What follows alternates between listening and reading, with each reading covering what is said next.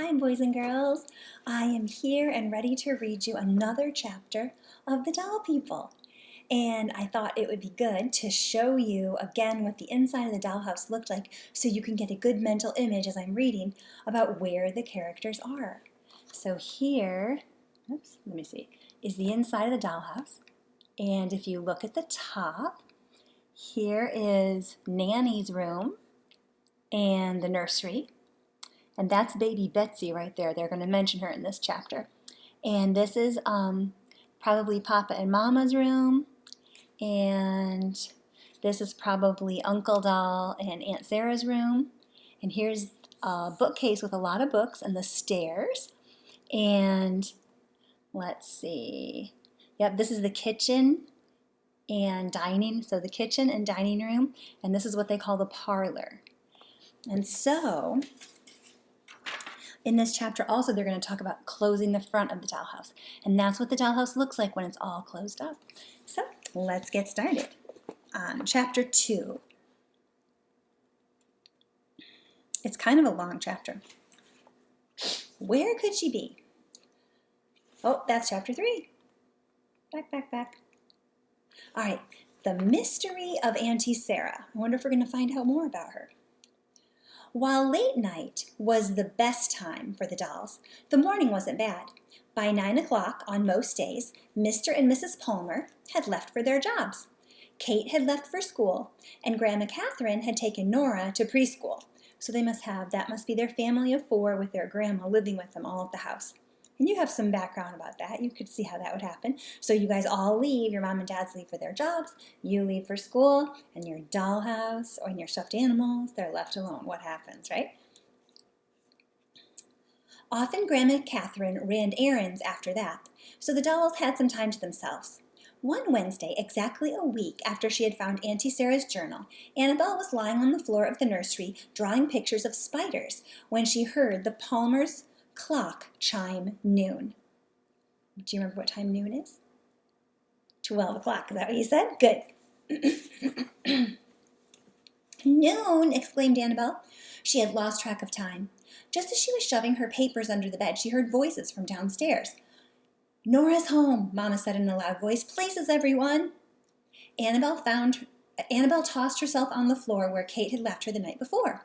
A moment later, Nora was standing on the stool in front of the doll's house, her hands on her hips. She peered inside. Kate had not closed the front door, so Nora reached in. And remember, Nora's in preschool, so 3 or 4 years old. Probably should not be playing with a dollhouse that has porcelain dolls, right? The dolls that are made out of glass that could break. So let's see what this mischievous Nora does. Hum-de-dum, she sang softly. Look, Captain, look what Kate's dollies can do. The captain, sleeping in his spot on Kate's bed, didn't stir. Remember, that means he didn't move. Nora picked up Bobby. She bounced him down the stairs, boink, boink, boink. She said, and she flew him out of the house and into the doll's kitchen. She opened the old-fashioned icebox, which is like a refrigerator, and stuffed him inside. Then she picked up baby Betsy and tried to stuff her inside. Uh-oh, baby Betsy, your head is too big. You do not fit. So Nora left baby Betsy on the kitchen floor. She put Uncle Doll inside the icebox with Bobby. And then she bounced Annabelle down the stairs. Boink, boink, boink. Okay, Annabelle, come into the kitchen for a surprise. Nora bounced Annabelle through the dining room and into the kitchen. Open the icebox, Annabelle, look. Look inside. The dollies are in the icebox. How did they get in there? Nora regarded the dolls. You dollies have no pets, she said. No pets at all. How sad. You need some pets. I know. Rancher family. Nora tossed Annabelle and Bobby back into the nursery and ran from the room. No, thought Annabelle. Not the Rancher family. I wonder who they are. Nora was running back into Kate's room, carrying a pail full of plastic farm animals. So Nora's toys are plastic and unbreakable. When Annabelle dared turn around and glance at Bobby, he was rolling under his bed. Bobby, Nanny hissed from her room. She could say no more. Nora would hear her. Here we go, Rancher family, said Nora. Reaching into the pail, she set 2 cows and one of her horses in the parlor of the dollhouse.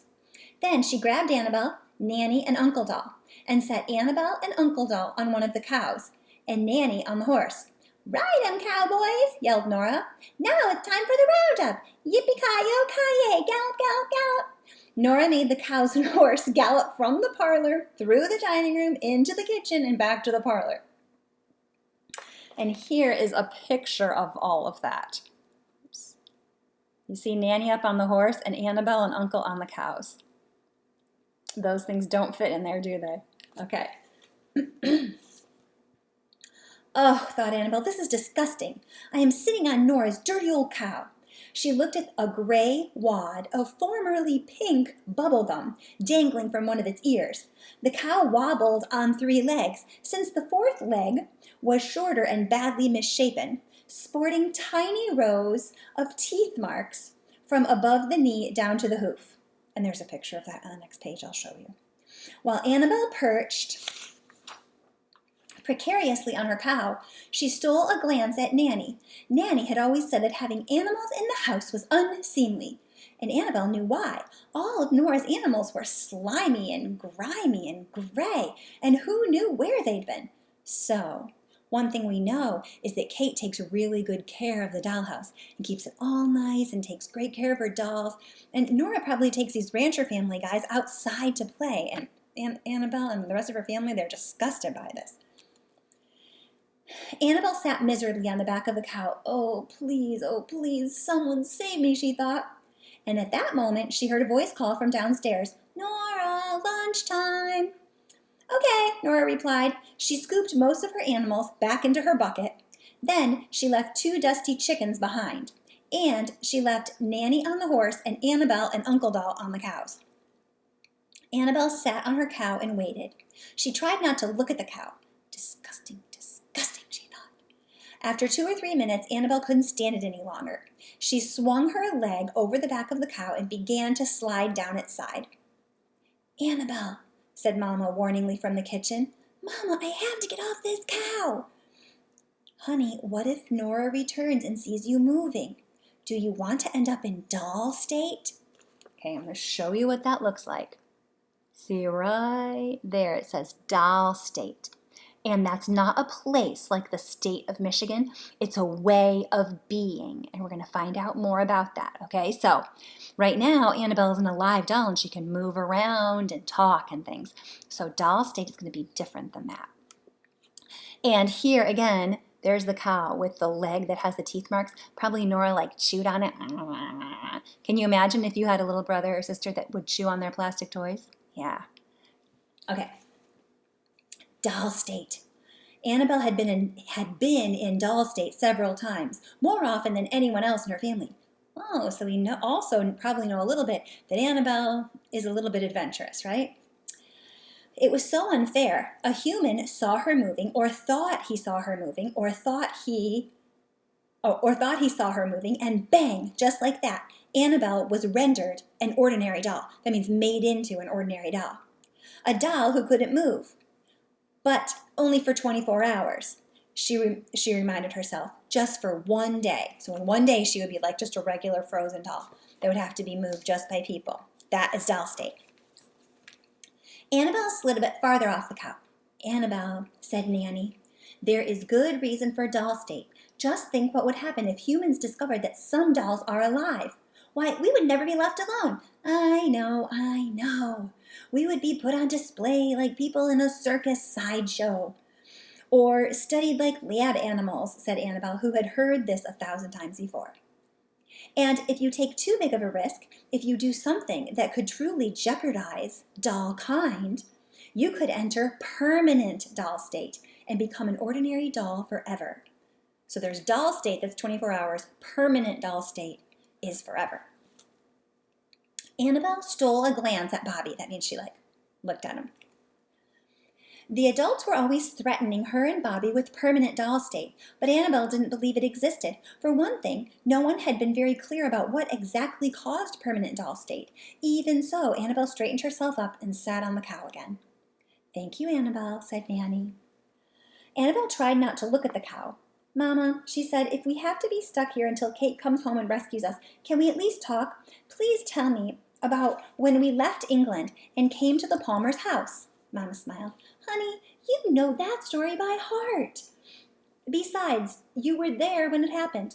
I know, but I like the way you tell it. Well, all right. Uncle Doll, you keep your eyes and ears open and let us know right away if someone's coming. Because remember, they've got to stop because no one can see them talking or they go into doll state. Uncle Doll, who was facing the doorway to Kate's room, nodded his head. Okay, he said.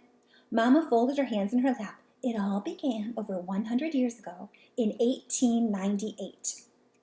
She said, when William Seymour Cox wanted to buy a special gift for his newborn daughter, Gertrude. So he sent to England for a large dollhouse, completely furnished, and a set of dolls. So a large dollhouse, all the furniture, and the dolls. So he ordered it. That's us, Mama, right? Said Bobby. Yes, that's right, agreed Mama. Several months later, the dollhouse arrived at a port in the United States after a long journey across the ocean, like on a boat, like the Pilgrims, or think about that, remember? Presently, it was delivered to 26 Weatherby Lane, and we stayed still as a stone in our shipping box while William and his wife, Clara, unpacked the dollhouse and set it up in a corner of Gertrude's nursery. Annabelle chimed in, and we've lived here ever since. Mama smiled. The end, she said. No, that's not the end, exclaimed Annabelle. Tell us the rest. Well, in a very short time, Gertrude grew up and had a daughter who played with us. That's Grandma Catherine, said Bobby. Grandma Catherine's the one that took Nora to preschool and who just made her lunch? Yeah. Yes. And when she grew up, her daughter played with us. That's Annie, Kate's mother, said Bobby. And now Kate plays with us. And she loves us every bit as much as Gertrude did, said Annabelle. Okay, now tell about baby Betsy. Well, Mama began. When William and Clara first unpacked, they discovered that someone had made a mistake. The baby doll was very big, bigger even than you are, Annabelle. She must have been from a different doll set. We didn't mind, of course. We already loved baby Betsy very much. But Clara wondered at first what to do with a doll who was far too big to fit in her pram. And a pram is a baby carriage. And I'm going to stop this movie and then make another one finishing up this chapter, because otherwise it's too long.